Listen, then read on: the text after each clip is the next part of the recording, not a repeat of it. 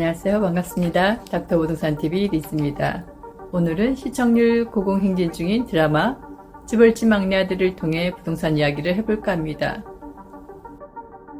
순양물산 미래자산관리팀 윤현우 팀장입니다. 드라마의 기본 내용은 이렇습니다. 흑수저 윤현우는 고졸 특채로 운이 좋게 대기업 순양그룹에 입사하게 되고 그곳에서 오너 리스크 해결사로 재벌 3세들의 온갖 뒤치다거리를 하며 13년 동안 말 그대로 머슴처럼 일했습니다.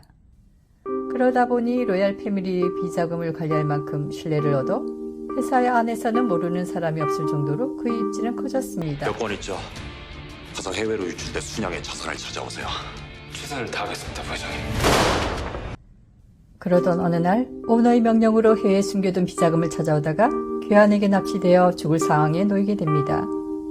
그런데 그 순간 자신에게 충실했던 부하 직원이 나타나고 자신을 왜 죽이려고 하는지 이유를 묻자 이렇게 대답합니다. 팀장님이 그러셨잖아요. 윗선의 명령엔 거절하지 말고 질문하지 말고 그 어떤 판단도 하지 말라고. 윗선의 명령엔 그 어떤 판단도 하지 않습니다. 이것은 윗선의 신임을 얻고 성공할 수 있는 방법을 묻는 후배에게 윤현우 자신이 들려줬던 말입니다. 윤현우는 순양가에 충성을 다했지만 결국 그 순양가에 배신당하고 총에 맞아 죽게 됩니다.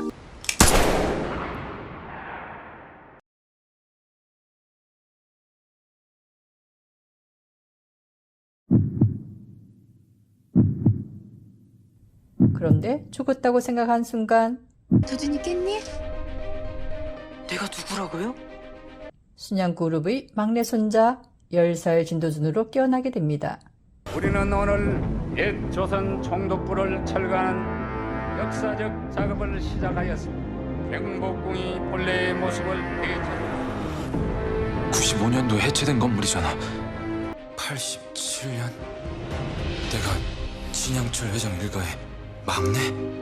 미래 기억을 그대로 가진 채 인생 외차를 살게 된 윤현우는 자신을 버리고 어머니를 죽음으로 몰고 간 순양그룹을 통째로 집어삼키기 위한 복수를 시작합니다. 내가 진씨 일가와 가족이 된 이유, 여기 이 사람들 중에 날 죽인 사람이 있다. 할아버지께 말씀드려주세요. 저라면 대선자금은 노태우 쪽에 걸겠다고. 네 혹시 미래를 알고 있는가 아이가? 제가 알고 있었던 건 할아버지의 그 마음입니다. 정답을 맞췄어 임마. 상금을 줘야겠지. 그래 얼마면 되겠노? 돈은 필요 없는데요. 제가 그 돈을 쓸 만큼 어른이 되면 화폐 가치는 떨어지잖아요. 그래 땅으로 주세요. 정심지 잔디밭처럼 풀이 많고 나무가 많은 여기가 좋겠네요. 그거는 그 옛날에 옹기라 짓던 그 별 볼일 없는 땅 아이가? 분당 땅이 그래 갖고 싶더라. 어디 보자. 한 5만 평이면 되겠나? 진양철 회장에게 도움을 주면서 신뢰를 얻고 그 대가로 분당 땅을 받게 됩니다. 그 땅이 개발되면서 매매 차익으로 시드머니를 가지게 된 진도준은 자신만의 투자회사를 만들게 됩니다. 여 분당 땅으로 도저히 네가 얼마를 벌었는지 알아? 토지 매각 보상금에 140억, 주변 상업용지 매각한 돈이 100억, 화폐가 240억이 도저히 네가 번 돈이다. 그리고 미래의 기억을 이용해 엄청난 성장을 하게 될 미국 글로벌 기업의 주식에 투자를 해 달러를 확보하고 IMF 외환 위기를 맞자 부실 기업들의 위기를 통해 기회를 만들며 정부의 정책과 개발 계획 등을 이용해 승률 100%의 게임을 해나갑니다. 이 드라마는 재벌가를 중심으로 정재계의 사건과 음모, 재벌가의 기업 승계를 위한 가족 간의 암투가 실제 있었던 인물과 사건들을 배경으로 그려지고 있습니다. 몇 년 전 방영되었던 응답하라 1988이 그 시절 골목에서 이웃들과 나누었던 정을 그려내며 우리들의 감성을 어루만져 주었던 드라마라면, 시벌집 막내 아들은 1980, 90년대 경제 상황을 아주 삭실적으로 보여주며 그 변화와 위기를 살아낸 40, 50대 시청자들의 공감까지 크게 이끌어내고 있는 것 같습니다. 우리는 이 드라마에서 어떤 부동산 이야기를 볼 수 있을까요? 이 드라마는 우리나라 부자들이 자산 형성 과정을 잘 보여주는 드라마이며, 그 과정에는 부동산 투기 열풍이 있었습니다. 오늘은 부동산 시장의 변화를 통해 부자들은 어떻게 부를 쌓을 수 있었는지 한번 살펴볼까 합니다. 최근 2, 3년 짧은 기간 동안 아파트 투기 강풍이라 할 만한 부동산 시장을 보여줬지만, 우리나라 부동산 변천사 중 토지 아파트 가리지 않고 부동산 투기 열풍을 일으켰던 시기가 바로 1960년대 후반 강남 개발이 시작하던 때부터 90년대 말 IMF 사태가 터지기 전까지입니다. 이 드라마에도 나오죠. 진도준이 할아버지 진양철에게 받은 불만무성한 분당의 토지는 10년 만에 상전벽해의 실제 사례를 제대로 보여주고 있습니다. 상전벽해 덜렁 저수지 하나에 사방 천지가 논떼기 밭떼기던 땅이. 사람들이 그러던데요. 천당 아래 분당이라고. 그렇다면 부동산 투기 열풍은 언제부터 왜 시작되었는지 조금 더 구체적으로 알아볼까요?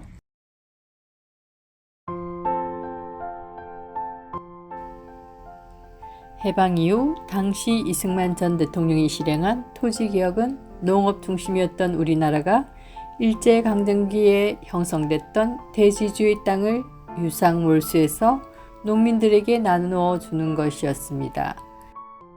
당시 북한에서 한 토지개혁이 소작농들에게 굉장한 인기를 끌었기 때문에 남쪽에서도 이런 토지개혁을 하지 않을 수가 없었다고 합니다. 해방 직후였기 때문에 가능한 개혁이었지만 이것은 높은 점수를 줄 만한 부동산 개혁이라 생각됩니다. 우리나라 최초의 부동산 정책은 1967년 11월 29일 발표된 부동산 투기 억제에 대한 특별조치법으로 서울과 부산에서는 부동산 양도시 차익의 50%를 부동산 투기 억제세로 내야 했습니다. 60년대 중반 들어 산업화가 가속화됨에 따라 서울로 유입되는 인구가 폭증하자 박정희 정권은 60년대 후반 한강의 제방을 만들면서 강남 개발에 시동을 걸었습니다. 강남 개발은 1970년 발표된 남서울 계획에 의해 그 윤곽이 잡히는데, 남서울 개발 계획은 영동지구에 인구 60만 명이 거주할 신시가지를 개발하는 것이라는 내용을 담고 있습니다. 과거 서울은 사대문을 벗어나면 대부분 논밭이었고, 나룻배를 건너던 강남은 경기도 광주의 시골에 불과했습니다. 그러던 것이 1969년 12월 한남대교 개통과 경부고속도로 건설, 영동구획지구 정리 등으로 강남은 본격적으로 개발되기 시작했고, 이때부터 부동산 투기장으로 변했습니다.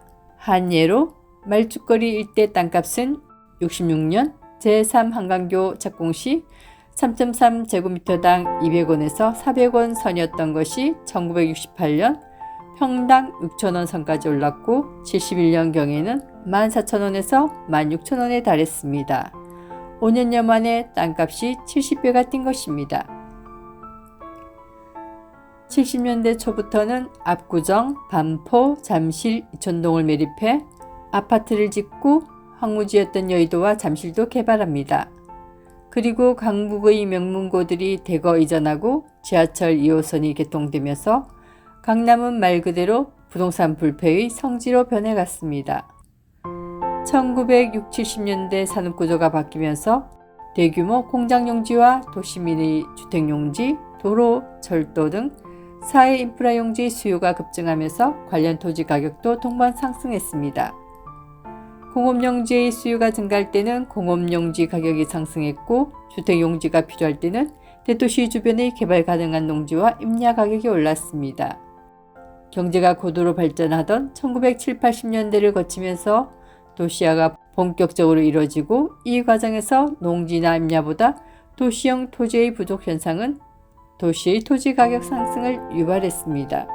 토지 가격이 가장 많이 상승한 시기는 부동산 경기 2차 순환기인 1978년으로 전년 대비 49%나 급등하자 박정희 대통령은 소위 88조치라 불리는 부동산 투기 억제 및 집가 안정을 위한 종합대책을 내놓습니다.